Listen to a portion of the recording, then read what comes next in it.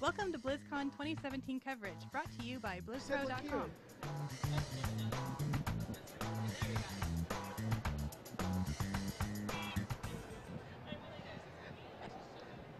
Welcome back to our coverage of BlizzCon 2017. I'm DJ Tyrant. Here with me is Crow. We're going to be talking about Overwatch, Blizzard's big success over the last year, and there was a lot of stuff announced.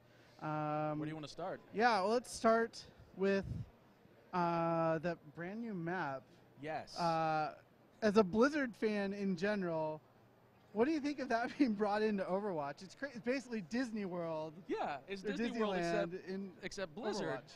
And it's just like, because the way that Boss Jeff introduced it was just like, well, you know, we like Disneyland, but what if there was a Blizzard Land? Are you announcing there's going to be a Blizzard Land, like an actual real Blizzard I Land? almost thought that was what was coming. Because you hear about the knockoff one in China all the time. Uh-huh. It's just like, that's kind of awesome, but also kind of chintzy and sad.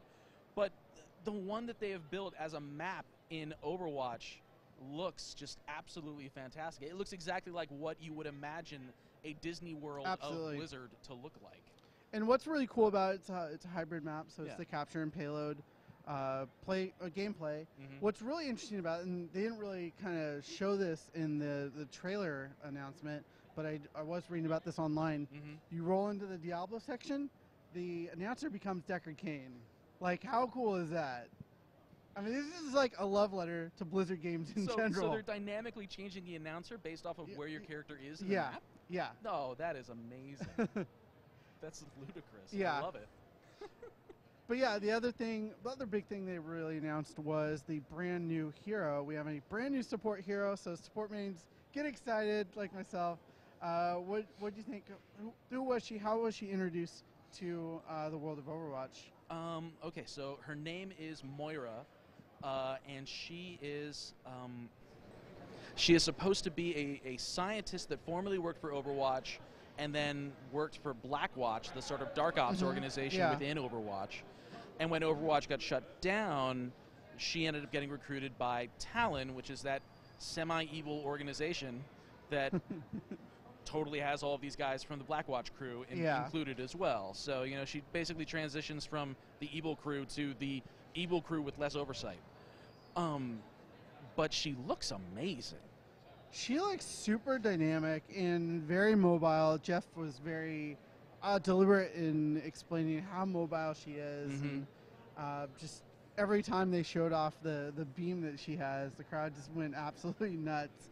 I got to watch it in the Overwatch arena, so it was a little bit different than the other spaces. But oh, totally, I was there too. Yeah, it was a really cool announcement, and I'm really excited to see them dig into her story because it definitely seems like there's a lot of intrigue, a lot of double crossing, maybe. Yeah, totally. And that's one of the big things too when it comes to Overwatch. Like we can talk about heroes being villainous. We can talk about them being villainous or heroic, but for the most part, they don't really seem to be very obviously villainous or heroic. And so when you have like Team Talon, who they're clearly unscrupulous. They're clearly like, you know, not nice people for the most part, but it's really great to see that you can have them, that you can introduce a support hero to that, you know, sort of meshes with the sort of not so good, not so bad anti-hero kind of vibe. So Yeah, that's a wonderful addition. Most definitely.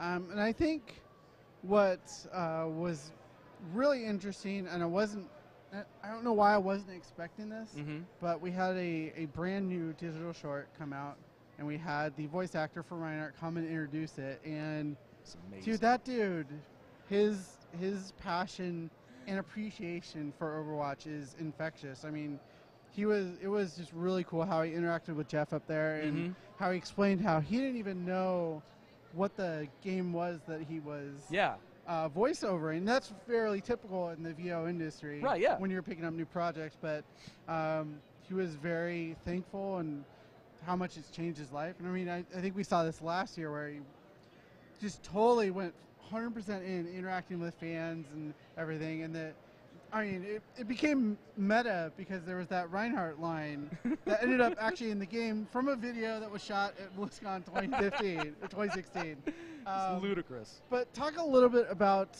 what the cinematic was and what kind of backstory we got on Reinhardt's character.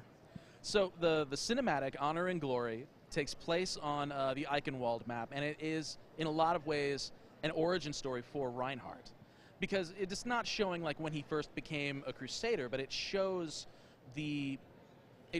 like the events that led him to join Overwatch and show the same dedication to being part of Overwatch as he had with the Crusaders defending Germany during the Omnic Crisis.